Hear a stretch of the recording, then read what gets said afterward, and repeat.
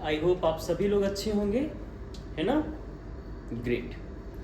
तो इससे पहले हमने प्रच्छन्न बेरोजगारी वाले टॉपिक पर बात किया था कि प्रच्छन्न बेरोजगारी किसे कहते हैं और प्रच्छन्न बेरोजगारी के क्या रीज़न हैं। इन टॉपिक पर इससे पहले वाली क्लास में हमने बात किया था। चलो उसी क्लास को हम और आगे आज कंटिन्यू करते हैं। तो प्रच्छन्न बेरोजगारी को ही रिलेट करते हुए हम थोड़ा सा आगे बढ़ते हैं, ठीक है। तो क्या है प्रच्छन्न बेरोजगारी, इस पे हमारी बात हो चुकी है कि प्रच्छन्न बेरोजगारी जिसका मतलब होता है बेरोजगारी, जिसका मतलब होता है छिपी हुई बेरोजगारी, इसे हम लोग बोलते हैं छिपी हुई बेरोजगारी। मतलब इसमें ऐसा सीन होता है कि लोग काम तो कर रहे होते हैं लेकिन एक्चुअल में वो जबरदस्ती का काम कर रहे होते हैं, उनकी ज़रूरत होती नहीं है, इसीलिए इसको कहते हैं छिपी हुई बेरोजगारी, ठीक है। प्रच्छन्न बेरोजगारी का सीधा सा मतलब होता है कि अगर हम किसी काम में अतिरिक्त श्रमिक बढ़ा रहे हैं तो अतिरिक्त श्रमिक के बढ़ाने से प्रोडक्टिविटी नहीं बढ़ेगी, जो सीमांत उत्पादकता है वो जीरो की जीरो रहेगी, ठीक है। इसका मतलब होता है प्रच्छन्न बेरोजगारी, जिसे हम लोग छिपी हुई बेरोजगारी भी कहते हैं। आपको मैंने बताया था कि अगर हम भारत में प्रच्छन्न बेरोजगारी पर बात करते हैं तो जो प्रच्छन्न बेरोजगारी होती है ये सबसे ज़्यादा कृषि क्षेत्र में पाई जाती है। प्रच्छन्न बेरोजगारी सबसे ज़्यादा कहाँ पाई जाएगी? कृषि क्षेत्र में, क्योंकि कृषि क्षेत्र में हमने देखा था कि जीडीपी में इसका जो योगदान है ये बहुत कम है और वर्तमान समय में केवल 17 से 18% योगदान कृषि जीडीपी में करता है, जबकि इसकी जो डिपेंडेंसी है वो लगभग 45% की है ना। इसी वजह से कृषि में प्रच्छन्न बेरोजगारी बहुत ज़्यादा दिखाई देती है। एंड वर्तमान समय में अगर हम भारत में बात करें कि कृषि में कितने प्रतिशत प्रच्छन्न बेरोजगारी है, तो लगभग 9% की प्रच्छन्न बेरोजगारी कृषि में दिखाई पड़ती है। अब अगर हम बात करें कि कृषि में प्रच्छन्न बेरोजगारी के मुख्य रीजन क्या है ना, कृषि में वो कौन कौन से कारण हैं जिन कारणों से प्रच्छन्न बेरोजगारी हमें दिखाई पड़ती है, तो उसके कुछ मूलभूत कारण हैं। जैसे सबसे पहला जो कारण है वो है जनसंख्या में वृद्धि। एब्सोल्यूट सी बात है कि जब जनसंख्या बहुत ज़्यादा हमारे पास होगा और एक ऐसा सेक्टर जो जीडीपी में योगदान थोड़ा कम ही दे रहा है और उस पर लोगों की डिपेंडेंसी ज़्यादा है और ज़्यादातर लोग जन्म लेते जा रहे हैं, जनसंख्या की दर भी ज़्यादा ही है, इसी वजह से कृषि में प्रच्छन्न बेरोजगारी सबसे ज़्यादा। और जनसंख्या के केवल बढ़ने मात्र से कृषि में प्रच्छन्न बेरोजगारी नहीं बढ़ रही। दिक्कत ये है कि जो जनसंख्या बढ़ रही है ऐसे लोगों के पास कुशलता कम है। यानी अगर हम बात करें कि कृषि श्रमिक जो होते हैं, अगले रीजन पर, ये कृषि श्रमिकों के पास कुशलता कम है। कृषि श्रमिकों में कुशलता का अभाव, बहुत अधिक, बहुत योग्य श्रमिक नहीं होते ये लोग, ठीक है। तो कुशलता का अभाव होता है, यानी कुशलता कम होती है। हम कह सकते हैं कि इनमें कौशल विकास बहुत अधिक नहीं होता है, कौशल विकास इनका बहुत कम होता है। इस वजह से कृषि में प्रच्छन्न बेरोजगारी आती है। कुछ और पॉइंट्स पर अगर हम बात करें तो कृषि में बेरोजगारी इस वजह से भी आती है क्योंकि कृषि जोत का आकार बहुत कम होता है।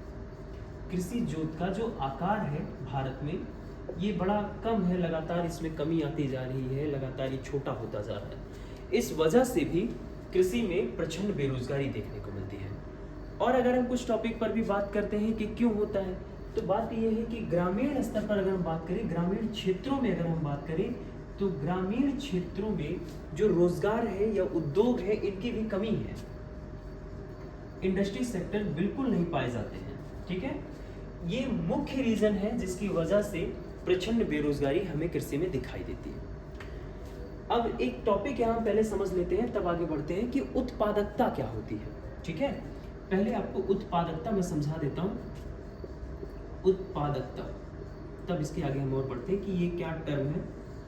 अच्छा, प्रच्छन्न बेरोजगारी से पीटी में एक बार सवाल पूछा हुआ है 2013 में, तो थोड़ा सा महत्वपूर्ण हो जाता है ये प्रच्छन्न बेरोजगारी, ठीक है। ये बात ध्यान रखिएगा कि प्रच्छन्न बेरोजगारी का एक सवाल पीटी में पूछा गया है, ठीक। अब इसके बाद हमें समझना है कि उत्पादकता क्या होता है। अगर उत्पादकता के बारे में हम बात करें तो प्रति हेक्टेयर, आई होप आप हेक्टेयर समझ रहे होंगे, प्रति हेक्टेयर हमारी कृषि जोत में, प्रति हेक्टेयर कृषि जोत में जोत में जितना औसतन उत्पादन होता है, औसतन उत्पादन होता है, इसी को हम लोग कहते हैं उत्पादकता। स्पष्ट हुआ? उत्पादकता क्या चीज है? प्रति हेक्टेयर कृषि में किसी जोत में होने वाला औसतन उत्पादन। कृषि में जितना 1 हेक्टेयर भूमि में, कृषि जोत शब्द का मतलब हुआ जिन हिस्सों में खेती करने की स्थिति होती है उन्हें कृषि जोत कहा जाता है। तो अगर हमारी कृषि जोत का आकार कितना हो, 1 हेक्टेयर, तो इस 1 हेक्टेयर में औसतन जितना प्रोडक्ट हमको मिलेगा, कि जितने फसल हमको मिलती है, उसी को हम लोग कहते हैं उत्पादकता। स्पष्ट है यहाँ तक? अब अगर हम बात करें कृषि जोत के आकार पर, कि भारत में कृषि जोत की आकार की स्थिति क्या है, तो ध्यान रखना है यूएसए में कृषि जोत सबसे ज्यादा पाई जाती है। यानी यूएसए एक ऐसा देश है, एक ऐसी जगह है जहां पर खेती करने के लिए, कृषि करने के लिए सबसे ज्यादा मात्रा में कृषि जोत उपलब्ध है। उसके बाद दूसरे नंबर पे आता है भारत। सेकंड रैंक कृषि जोत के आकार के मामले में भारत का है, और लगभग 159 मिलियन हेक्टेयर, 159 मिलियन हेक्टेयर जितनी भूमि हमारे पास कृषि ज्योति के लिए है। ठीक है, इतनी भूमि हमारे पास है जिसपे हम खेती करते हैं। स्पष्ट हुआ यहाँ तक? अब इसके बाद हमें ये पढ़ना है कि किसान क्या होते हैं, किसानों पर थोड़ी सी बात करनी है हमें, कि किसान कितने प्रकार के होते हैं और किसानों को किन किन हिस्सों में कैसे डिवाइड किया गया है। तो ये प्रचंड बेरोजगारी, उत्पादकता और कृषि जोत पर बात हो गई है। ठीक है, इसके बाद हम देखते हैं थोड़ा सा 3 टॉपिक्स। किसान क्या होते हैं, काश्तकार क्या होते हैं, और खुद काश्तकार क्या होते हैं। ये टॉपिक थोड़ा समझ लेते हैं। देखिए, अगर हम बात करें कि किसान किसे कहेंगे, एक किसान की डेफिनेशन क्या होगी, तो ध्यान रखिएगा, किसान का मतलब होता है कि जिनके पास स्वयं की कृषि जोत होंगे, खेती करने के लिए उनकी अपनी जमीन होगी, लेकिन वो खेती का कार्य खुद नहीं करेंगे। ठीक है, तो किसान किसे कहा जाता है? किसान कहा जाता है जिनके पास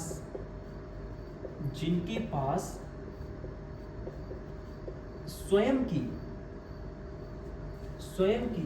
कृषि जोत होती है। लेकिन कृषि जोत का होना आवश्यक नहीं है, कृषि जोत हो भी, और ये भी ध्यान रहे कि ये किसान खुद अपने कृषि जोत पर काम नहीं करते हैं।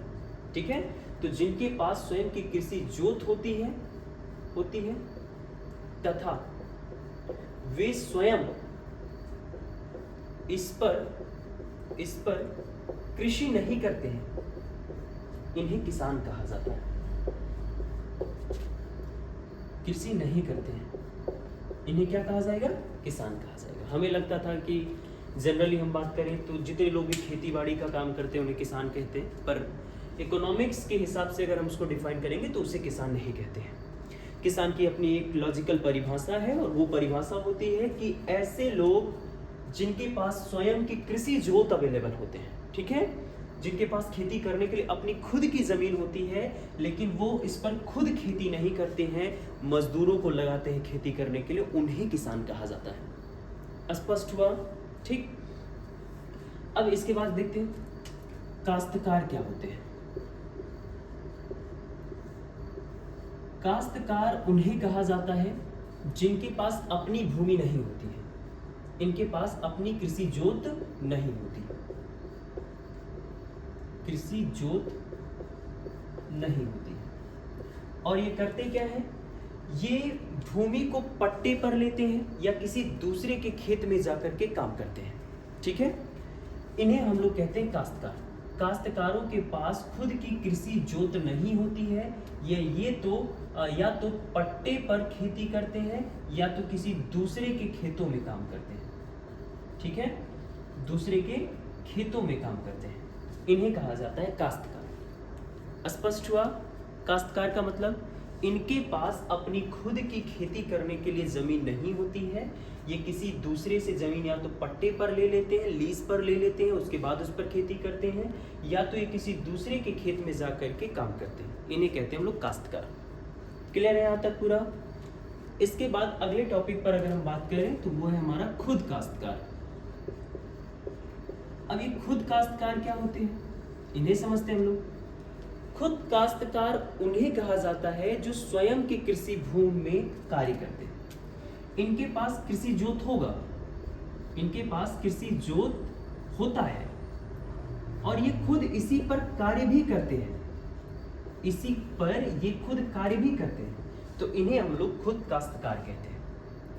तो इकोनॉमिक्स के हिसाब से किसानों में ये 3 अलग अलग प्रकार की स्थितियां बनती हैं। पहले को किसान कहा जाता है, दूसरे को काश्तकार, तीसरे को खुद काश्तकार। किसान के पास अपनी जमीन खुद की होगी लेकिन वो कृषि किसी और से कराएगा। काश्तकार के पास खुद की कृषि के लिए कोई जमीन नहीं होती है, दूसरे के पास या तो जाकर के उनके खेतों में काम करेगा या दूसरे से लीज पर खेतों को लेकर के काम करता है। ठीक है।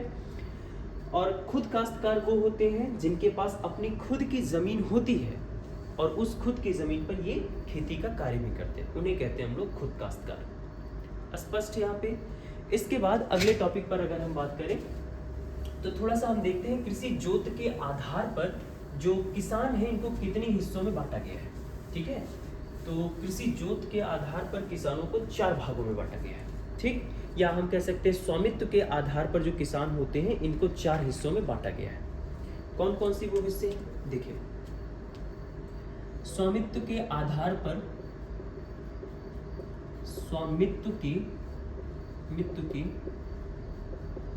आधार पर किसान, तो ध्यान रखना है स्वामित्व के आधार पर जो किसान होते हैं वो कुल 4 प्रकार के होते हैं, जिनमें से जो पहला प्रकार होता है इसे हम लोग कहते हैं सीमांत किसान।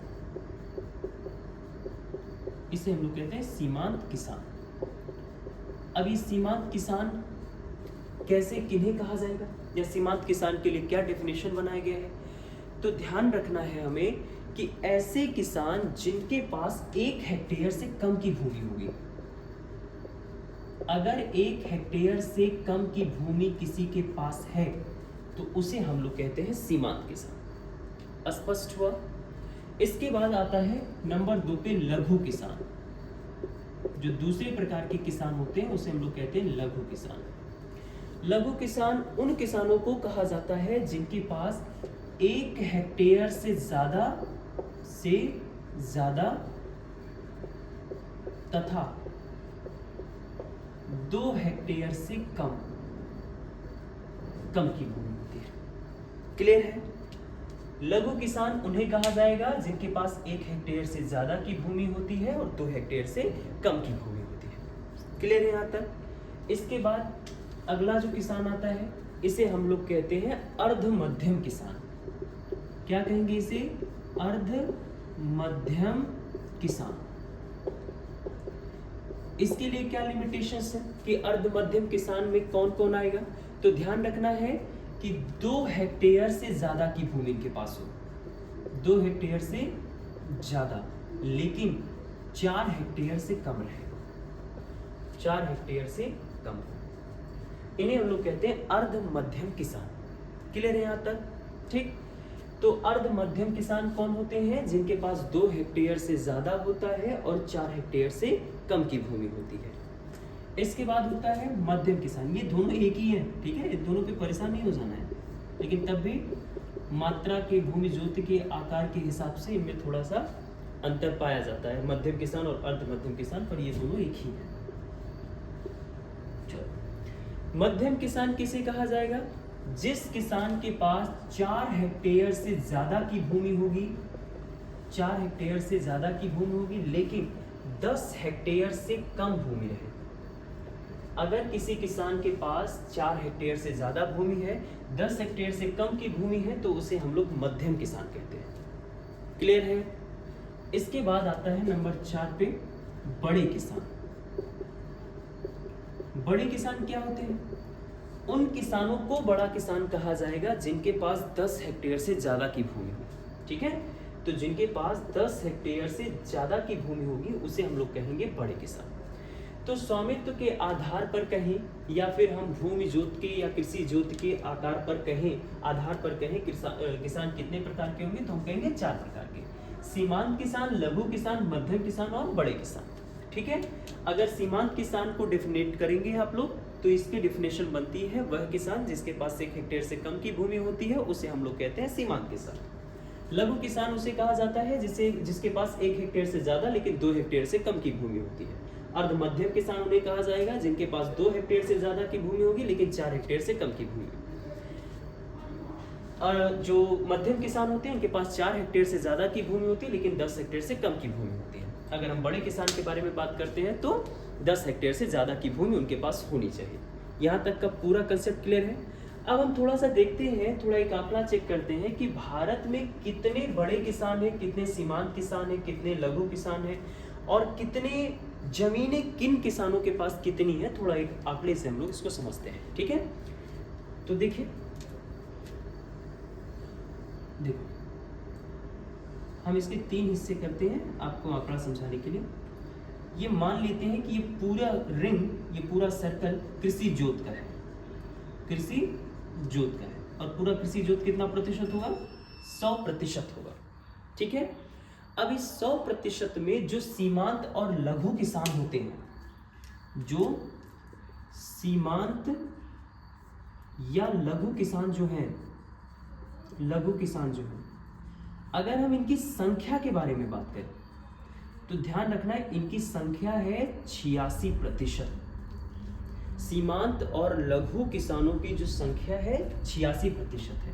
लेकिन अगर हम बात करें कि इनके पास कितनी भूमि है तो 86% किसानों की संख्या और इनके पास जो भूमि है वो केवल 47% है।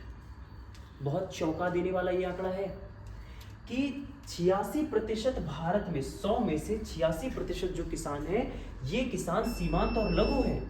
इसका मतलब हुआ कि इनके पास 1 हेक्टेयर से कम की या तो भूमि है या तो 2 हेक्टेयर से कम की भूमि है। इतने लोगों की संख्या 86% है, जबकि इनके पास अगर कुल भूमि का हिस्सा देखोगे तो केवल 47% हिस्सा इनके पास है। इसका मतलब ये हुआ कि यहाँ प्रति किसान के पास यदि भूमि की मात्रा देखोगे तो बहुत कम है। बात समझ में आ रही है? ठीक है। एक रीजन आप यहाँ से समझ सकते हैं कि प्रचंड बेरोजगारी क्यों बढ़ रही होगी, क्योंकि भूमि की जो मात्रा है ये बहुत कम है और किसानों की संख्या बहुत ज़्यादा है। तो स्वाभाविक सी बात है कि ऐसे लोगों की संख्या ज़्यादा है जिनकी ज़रूरत वास्तव में खेती में है भी नहीं। तो इसीलिए यहाँ पे कौन सी बेरोजगारी पनपती है? प्रचंड बेरोजगारी। स्पष्ट हुआ? यही अगर मैं मध्यम किसान के बारे में बात करूँ तो मध्यम किसानों की यदि मैं संख्या देखूँ, अगर मध्यम किसानों की हम संख्या चेक करें तो इनकी जो संख्या होती है ये बहुत भयानक चौंकाने वाली संख्या है। लगभग 13.4% संख्या मध्यम किसानों की पाई जाती है। इसका मतलब क्या हुआ? इसका मतलब ये हुआ कि बड़े किसानों की संख्या तो 1% भी नहीं हुई। अगर बड़े किसान को देखें तो बड़े किसान की जो संख्या है ये कितनी प्रतिशत बची? 0.6% बची है। अगर यही मध्यम किसान के पास हम देखें कि कितनी जमीनें हैं तो इनके पास 44% जमीन है। अब देखो ये आंकड़ा चौंकाने लायक क्यों है? ये आंकड़ा चौंकाने लायक इसी वजह से है क्योंकि मध्यम किसानों की संख्या केवल 13.4% है, जबकि 100% में से 44% भूमि किसके पास है? केवल और केवल मध्यम किसानों के पास है। स्पष्ट है यहाँ तक? अब वही अगर बड़े किसानों को देखो जिनकी संख्या, जिनकी मात्रा 1% भी नहीं है, ये कुल 9% जमीनों पर कब्जा करके बैठे हैं। 9% की जमीन बड़े किसानों के पास है और इनकी संख्या मात्र कितनी है? केवल 0.6%। बात समझ में? तो ये किसानों का एक आंकड़ा और कृषि जोत का एक आंकड़ा। अब यहाँ से अगर हम लोग इसको एनालाइज करें कि 86% लोग और 47% केवल भूमि, तो यहाँ से एक निष्कर्ष निकलता है। यहाँ से एक निष्कर्ष निकलता है कि भारत की स्थिति, यानी भारत में कृषि जोत का जो आकार है, कृषि जोत का जो आकार है ये प्रति किसान न्यून है। आकार प्रति किसान न्यून है। इसका मतलब कि हर एक किसान के पास जो कृषि जोत का आकार है बहुत कम है, बहुत थोड़ा है। स्पष्ट है? अब कृषि में जनगणना होती है। अगर कृषि की जनगणना को हम देखें तो कृषि जनगणना को करता है NSSO। कौन करता है जनगणना? NSSO। ये कृषि की जनगणना करता है और कृषि की इस जनगणना के बेसिस पर अगर हम देखें तो पहली जनगणना हुई थी 71 में। अगर इस जनगणना के हिसाब से हम देखें तो प्रति किसान जो भूमि का आकार था वो 2.28 हेक्टेयर था। अगर हम 1971 में देखें तो 1971 में किसी एक किसान के पास कितनी भूमि होती थी? 2.28 हेक्टेयर की भूमि होती थी प्रति किसान, इतना होता था। यही अगर हम आज के आंकड़े में बात करें, जो दूसरा इसका जनगणना हुआ था वो हुआ 2015 में। 2015 में ये मात्रा घट करके 1.08 हेक्टेयर हो गया प्रति किसान। यहां आप डाटा समझिएगा, कृषि जनगणना NSSO करता है, ठीक है। अब ये कृषि जो जनगणना है ये पहली जनगणना हुई 1971 में। 1971 की जनगणना के हिसाब से जो प्रति किसानों के पास जोत का आकार था वो 2.28 हेक्टेयर था, यानी एक किसान के पास 2.28 हेक्टेयर की भूमि होती थी।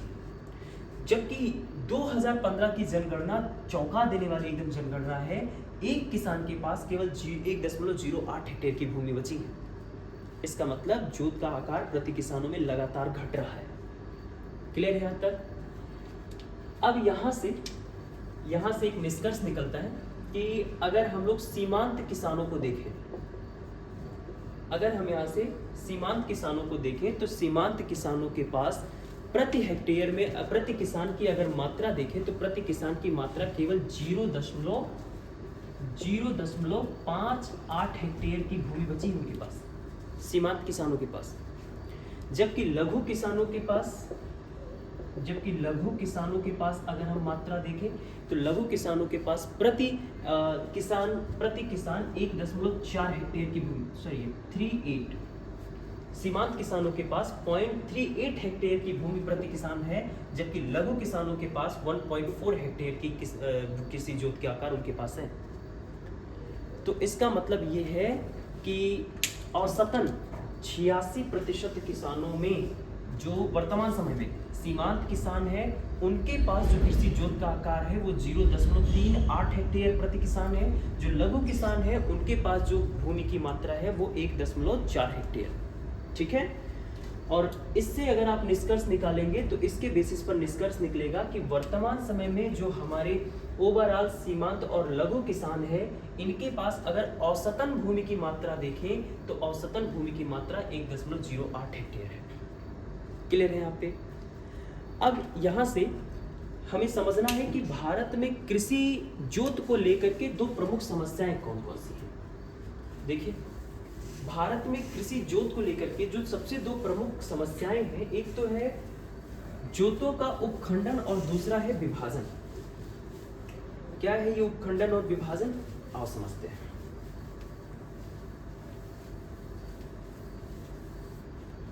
चलिए देखिए, तो कृषि जोत में समस्या क्या क्या है, अगला टॉपिक हमारा कृषि जोत में समस्या। आप परेशान नहीं हो रहे होंगे कृषि जोत को समझते हुए? ठीक है, कृषि जोत का मतलब वह भूमि का टुकड़ा जिस पर हम खेती करते हैं उसे कृषि जोत कहते हैं, ठीक है। अब कृषि जोत में जो सबसे महत्वपूर्ण जो समस्याएं हैं उनमें से पहली समस्या आती है जिसे हम लोग कहते हैं कृषि जोत का उपविभाजन। उपविभाजन। अब ये उपविभाजन क्या है, एक उदाहरण से समझते हैं। मान लेते हैं कि मेरे पिताजी के पास इतनी बड़ी भूमि का इतना बड़ा भूमि का टुकड़ा था और उनके 4 बच्चे हो गए। स्वाभाविक सी बात है कि इस भूमि में अब 4 हिस्सा हो जाएगा। अब इस वाले मान लेते हैं बच्चे के पास, इस बेटे के पास 2 बेटे हो गए। अब इसका जो इतना बड़ा हिस्सा था वो भी 2 हिस्सों में बट जाएगा। इनके एक ही बेटे हैं तो इतना ही रहेगा, इनके हो गए 3 बेटे तो 3 बेटे हैं तो 3 हिस्सों में ये भूमि बट जाएगी। अगर इनके पास एक ही बेटा हुआ तो इतना ही रह जाएगा। आप यहाँ लगातार देख रहे हैं, जब इनके फिर बच्चे होंगे तो फिर ये छोटे टुकड़ों में और बढ़ता जाएगा। एक समय ऐसा आएगा कि सिर्फ खड़े होने का जगह बचेगा। इसे हम लोग कहते हैं उपविभाजन। स्पष्ट हुआ उपविभाजन का मतलब क्या होता है? कृषि जोतों का आकार लगातार छोटा होना कृषि जोत का उपविभाजन कहलाता है। क्लियर हुआ? दूसरी जो सबसे बड़ी समस्या कृषि जोत में आती है, इसे हम लोग अपखंडन कहते हैं। कृषि जोत का अपखंडन। अपखंडन का सेंस क्या हुआ? जैसे किसी का थोड़ा सा जमीन यहाँ बस्ती में है, थोड़ा सा लखनऊ में हो जाए, थोड़ा सा गोरखपुर में हो जाए, तो ये थोड़ी थोड़ी जमीनें अलग अलग जगहों पे होना अपखंडन कहलाता है। और एक बड़ी भूमि जोत का अगर लगातार उसमें विभाजन हो रहा है, लगातार छोटे टुकड़ों में वो बढ़ता जा रहा है, तो इसे हम लोग कहते हैं उपविभाजन। तो ये कृषि जोत में आने वाली दो सबसे प्रमुख समस्याएं हैं। अब थोड़ा सा हम समझते हैं कि उपविभाजन और उपखंडन के रीजन क्या है, इनके कारण क्या है कि क्यों उपविभाजन या उपखंडन होता है। तो इनके अगर हम कारणों पर ध्यान दें तो इनके सामाजिक कारण ज्यादा है। जैसे अगर उपविभाजन या अपखंडन का हम रीजन देखें तो सबसे बड़ा रीजन है बढ़ती जनसंख्या। पहला जो सबसे विशेष रीजन है ये बढ़ती जनसंख्या है, क्योंकि पॉपुलेशन लगातार बढ़ती जा रही है। इसकी वजह से किसी के पास जितना कृषि जोत है उसमें लगातार हिस्से होते चले जाएंगे, अर्थात उसमें लगातार उपविभाजन होगा। स्पष्ट? ठीक। और इसके एक बड़े रीजन को देखें तो यहाँ पे है एक नया नियम सरकार ने जो लागू कर दिया है, उत्तराधिकार का नियम। ये भी इसका एक रीजन है, उत्तराधिकार का नियम। उत्तराधिकार का नियम। अभी उत्तराधिकार का नियम से अगर आप लोग परिचित नहीं हैं तो थोड़ा सा इसके बारे में जान लेते हैं। उत्तराधिकार का नियम अब कहता है, वर्तमान समय में कहता है कि अगर किसी पिता या माता के अपनी कुछ जमीनें हैं तो उन जमीनों पर उनके हर एक बच्चे का बराबर अधिकार होगा, चाहे वो लड़का हो चाहे वो लड़की हो। तो उत्तराधिकार के नियम से अपखंडन या उपविभाजन कैसे हो रहा है, एक उदाहरण से समझते हैं। मान लेते हैं कि एक फैमिली है और एक पेरेंट्स है। इन पेरेंट्स के दो बच्चे हुए, एक मान लेते हैं लड़का हुआ और एक लड़की हुई। उनके पास कुल इतनी जमीनें थी। अब इतनी जमीनों में पहले की स्थिति के हिसाब से लड़कियों को उनके ससुराल में जो होता था वही उनका हिस्सा होता था। उनके मायके में जो जमीनें होती थी उसका बेसिकली मालिकाना हक लड़कों को मिलता था, लड़कियों को नहीं मिलता था। लेकिन अब के नियम के हिसाब से किसी भी माँ बाप के जितनी जमीन जायदाद है उसमें लड़के और लड़कियों का बराबर योगदान रहता है, उन पे बराबर का हक रहता है। अब शादी हुई तो लड़कियों को भी यहाँ हिस्सा मिलना है, लड़कों को भी यहाँ हिस्सा मिलना है, तो यहाँ पे उपविभाजन होगा। इस बात की भी संभावना है कि यहाँ पे अपखंडन हो जाए। जैसे मान लें कि लड़की का जहाँ घर है वहाँ के आसपास भी कुछ जमीनें इस बच्चे का हो, तो यहाँ पे क्या संभावना बन सकती है कि ठीक है तुम यहाँ की जमीन रख लो, मैं यहाँ की जमीन रख लेता हूँ, तो इससे अपखंडन की भी समस्या बन सकती है। स्पष्ट है? और अगला रीजन अगर हम देखें तो संयुक्त परिवारों का टूटना। संयुक्त परिवारों का टूटना, परिवारों का टूटना। जब संयुक्त परिवार होता है तो जो उपविभाजन की स्थिति है ये बहुत कम बनती है, क्योंकि घरों में बंटवारा होना नहीं है, एक ही फैमिली में सब लोग रह रहे हैं। जब घरों में बंटवारा नहीं होगा तो ऐसे में विभाजन नहीं होगा, खेतों का विभाजन नहीं होगा।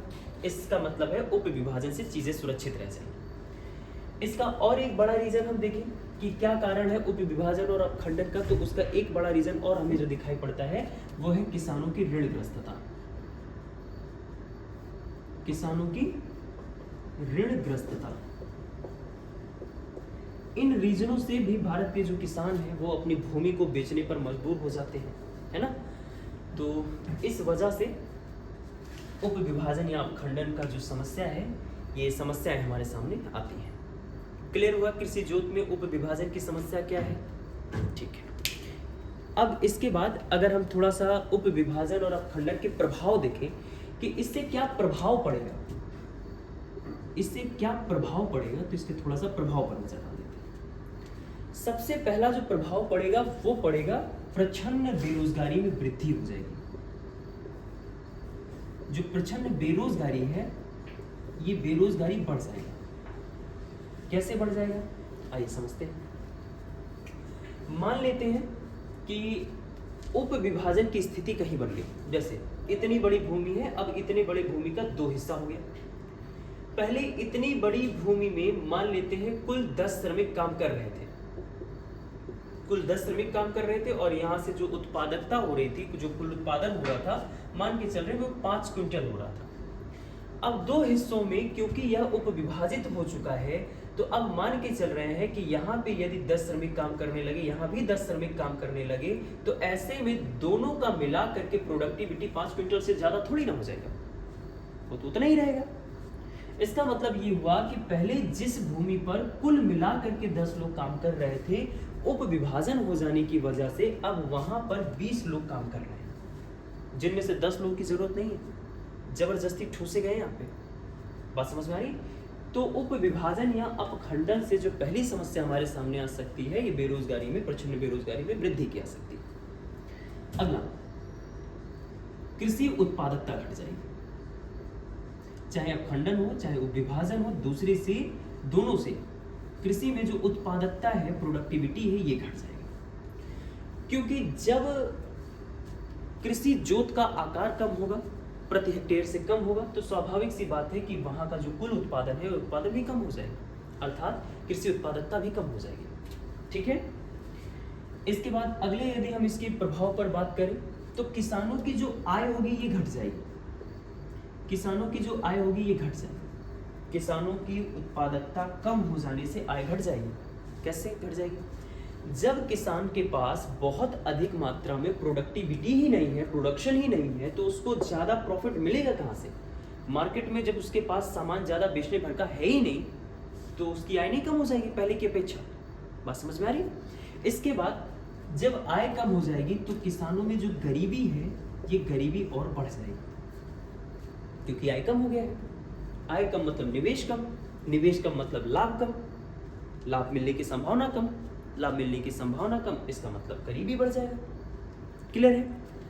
और जब गरीबी बढ़ जाएगा तो हमें तुरंत ही एक चीज पता है कि असमानता बहुत तेजी से बढ़ जाएगी, क्योंकि जब एक पूरा समूह, एक समुदाय बहुत तेजी से निम्न स्तर पर जा रहा होगा, तो वहीं एक समुदाय उठ भी रहा होगा, तो वहां तुरंत असमानता की स्थिति आ जाएगी। और जैसे असमानता की स्थिति बनेगी, तुरंत जो सामाजिक न्याय है, सामाजिक न्याय में कमी आ जाएगी। जो सामाजिक न्याय है, सामाजिक न्याय में मतलब जैसे हमारा आर्टिकल 14 कहता है, समानता की बात करता है ना, तो तुरंत उसमें कमी आ जाएगी। तो कृषि जोत में जो दो समस्याएं हैं, उप विभाजन और अपखंडन, उनसे हमें ये समस्याएं, ये प्रभाव देखने को मिल सकते हैं। क्लियर है? ठीक। अभी इससे पूरा रिलेटेड अगर मैं एक सारणी, एक चार्ट के बारे में आपसे बात करूं, तो यदि कृषि जोत में उप विभाजन या अपखंडन की स्थिति बनी रही, तो उससे जो प्रच्छन्न बेरोजगारी है, ये प्रच्छन्न बेरोजगारी बढ़ जाएगी। और जैसे प्रच्छन्न बेरोजगारी बढ़ी, उससे तुरंत किसानों की जो उत्पादकता है, ये उत्पादकता घट जाएगी। और अगर उत्पादकता घटी, देखो प्रच्छन्न बेरोजगारी के बढ़ने से उत्पादकता क्यों घट जा रही है? देखो सीधी सी बात है, जिस काम को पहले 5 लोग करते थे और प्रोडक्टिविटी 1 क्विंटल का होता था, अब उसी काम को 10 लोग कर रहे हैं, प्रोडक्टिविटी उतनी की उतनी रहेगी। श्रमिकों के बढ़ने की तुलना में क्या प्रोडक्टिविटी बढ़ी? नहीं बढ़ी। इसका मतलब ये है कि उत्पादकता घट गई है। जब 10 श्रमिक हुए हैं, तो जो हमें प्रोडक्ट मिलना चाहिए था, वो ज्यादा मिलना चाहिए था, जो उत्पादकता होनी चाहिए थी, ज्यादा होनी चाहिए थी, नहीं हो पा रही। इस वजह से हम कहते हैं प्रचंड बेरोजगारी बढ़ गई है, लेकिन उत्पादकता घट गई है। स्पष्ट? जैसे यहाँ पे उत्पादकता घटेगी, तुरंत जो किसानों का आय है, ये आय घट जाएगा। किसानों का जैसे आय घटेगा, तुरंत किसानों के आय के घटते ही किसान गरीबी की तरफ ज्यादा बढ़ने लगे। किसान यदि गरीब होना शुरू हुए, तो इसका मतलब जो समाज में असमानता है, असमानता बढ़ने लगेगी। असमानता बढ़ने का मतलब हुआ कि समाज में जो सामाजिक न्याय है, सामाजिक न्याय कम होने लगेगा। ठीक है? तो इस तरीके से कृषि जोत में समस्याओं से कुछ सामाजिक समस्याएं हमारे सामने दिखाई पड़ सकती हैं। ठीक है? अब हम देखते हैं कि सरकार ने क्या क्या उपाय इनके लिए किए हैं। कृषि जोत की जो समस्या है, इस समस्याओं से बचने के लिए सरकार के उपाय क्या क्या हैं। तो सरकार ने कई अच्छे प्रयास किए हैं, पर वो प्रयास बहुत सफल हो नहीं पाए कुछ रीजन से, पर प्रयास अच्छे थे। जैसे हदबंदी का कानून लाना। सरकार ने कृषि जोत में जो समस्याएं हैं, इनको काबू में लाने के लिए, नियंत्रित करने के लिए कुछ नियम और कानून बनाती है संसद में, जिनमें से एक हदबंदी का कानून है। हदबंदी का कानून जो है, ये क्या कानून है, कैसे कानून है? तो हदबंदी का जो कानून है ये कहता है कि अगर किसी किसान के पास एक सीमित मात्रा से ज़्यादा की ज़मीन उसके पास है तो वो ज़मीन सरकार ले लेगी और उन लोगों में वितरित कर देगी जो उनको पाने की स्थिति में है। ठीक है, इसे कहते हैं हदबंदी कानून। अब हदबंदी कानून की स्थिति में क्या होगा? जैसे अभी हमने एक आंकड़ा देखा कि जो 0.6% के बड़े किसान हैं, इनके पास जो 10 हेक्टेयर से भी ज़्यादा की भूमि की जो मात्रा है वो कुल 9% है। इसका मतलब है कि इनमें से ऐसे बहुत सारे किसान होंगे जिनके पास एक निश्चित सीमित मात्रा से ज़्यादा की भूमि है। अगर इस भूमि के कुछ हिस्से को हम जो सीमांत किसान हैं, 86% किसान हैं, इनमें कुछ हिस्से वितरित कर दें तो उनके पास जो प्रति किसान न्यून होने की कृषि जोत की स्थिति है वो घट जाएगी। इसका मतलब ये हुआ कि 86% किसान जिनके पास केवल 47% जमीन है, अब 86% किसानों के पास जमीनों की मात्रा बढ़ जाएगी, प्रति किसान कृषि जोत का मान बढ़ जाएगा। बात समझ में आ रही है? और अगर ऐसा हुआ तो प्रचंड बेरोजगारी घटेगी, उत्पादकता बढ़ जाएगी, आय में वृद्धि होगी, गरीबी घट जाएगी, असमानता घट जाएगी, सामाजिक न्याय बढ़ जाएगा। जबकि हदबंदी कानून बहुत ज्यादा सफल नहीं रहा है। इसके बाद कृषि की जो जोत है वो कृषि जोतों में चकबंदी का कानून लगा देना। चकबंदी के कानून का मतलब, जैसे अगर किसी किसान की कुछ जमीनें यहाँ बिखरी हैं, कुछ वहां पड़ी हैं, कुछ वहां पड़ी, तो चकबंदी का कानून कहता है कि तुम इन सभी अलग अलग जमीनों के बजाय किसी एक जगह पर इकट्ठा जमीन ले लो। जब आप किसी एक जगह पर अलग अलग बिखरे हुए जमीनों के बजाय इकट्ठा जमीन ले लेंगे तो उससे होगा क्या? उससे तुरंत उत्पादकता बढ़ जाएगी आपकी। उससे जैसे उत्पादकता बढ़ेगी, आय में वृद्धि होगी, आय में वृद्धि होने से गरीबी घट जाएगी, और जैसे गरीबी घटेगी इसका मतलब असमानता कम हो जाएगा, असमानता कम हुआ तो इसका मतलब सामाजिक न्याय बढ़ जाएगा। ठीक। और कुछ प्रयास सरकार ने किए, जैसे सहकारी कृषि को बढ़ावा देना। सहकारी कृषि को बढ़ावा देना। सहकारी कृषि, जैसे अन्ना हजारे ने एक सहकारी कृषि का एक स्थिति शुरू किया था। जैसे क्या था कि दिल्ली में जिन जिन किसानों के पास थोड़ी थोड़ी जमीनें थीं उनको एक पूरी जमीन में मिलाया गया और उस पूरी जमीन पर एक साथ खेती की जाने लगी। इससे क्या होता है कि प्रोडक्टिविटी यानी उत्पादकता बढ़ती है, और अगर उत्पादकता बढ़ेगी तो फिर आय बढ़ जाएगा, गरीबी कम हो जाएगी, असमानता कम हो जाएगी, सामाजिक न्याय बढ़ जाएगा। बात समझ में आ रही है? ठीक। और कृषि में मशीनीकरण को बढ़ावा देना। मशीनीकरण को बढ़ावा देना। जो किसान का संगठन है, ऑर्गेनाइजेशन है, जैसे हम लोग कहते हैं किसान उत्पादक संघ, इसको बढ़ावा देना। किसान उत्पादक संघ, इनको बढ़ावा देना, जिससे नए नए इन्वेंशन होते रहे कि प्रोडक्टिविटी कैसे बढ़ानी है, क्या करना है। तो इन सब चीज़ों पर सरकार ने प्रयास किया जिससे कृषि जोत की जो समस्याएं हैं, इन समस्याओं को हम खत्म कर सकें। ठीक है, तो इसी के साथ हमारी कृषि जोत वाला जो टॉपिक है ये समाप्त होता है। इसके बाद अब हमें उद्योग पढ़ना है, इंडस्ट्री पढ़ना है, तो उसको हम लोग अपने अगले क्लास में करते हैं। इतने में यदि कोई बात आपको समझ में नहीं आई है तो आप डायरेक्टली हमसे पूछ सकते हैं। जितने मुझसे ऑनलाइन यूट्यूब के जरिए देख रहे हैं, यदि इनमें से कहीं किसी भी बिंदु पर आपको समस्याएं हो तो आप जरूर कमेंट करिएगा। हम उस पर अगले क्लास में, अगले वीडियो में उसका प्रयास करेंगे, उसका जवाब देने का। ठीक है, शेष कर।